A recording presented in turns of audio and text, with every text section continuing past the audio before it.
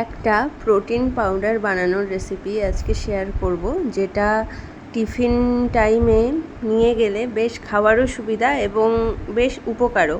তো কী কী নিয়েছি তা তোমাদেরকে বলি। আমি নিয়েছি ওটস, আখরোট, সানফ্লাওয়ার সিড, পাম্পকিন সিড, পেস্তা, আমন্ড।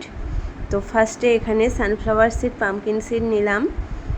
নেওয়ার পর এটাকে আমি ড্রাই রোস্ট করব। এটা ড্রাই রোস্ট হয়ে গেলে সেটা তুলে রাখবো। আমি প্রত্যেকটা ড্রাই ফ্রুট যা নিয়েছি সবই একটু ড্রাই রোস্ট করে নেব। এটা ড্রাই রোস্ট হয়ে গেল, সেটা আমি তুলে রাখলাম। এরপর হচ্ছে আমি ওটসটাকেও একটু ড্রাই রোস্ট করে নেব। ওটস ড্রাই রোস্ট করলে ওটসের একটা যে বাজে গন্ধ আছে সেটা চলে যায়।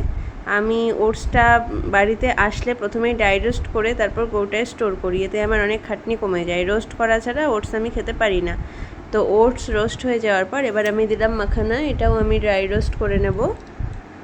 একে একে সব আমি ড্রাই রোস্ট করে একটা থালার মধ্যে রাখছি। এরপর আমি দিয়ে দিলাম আখরোট এবং তার সঙ্গে দিলাম কাঠবাদাম মানে আমন্ড।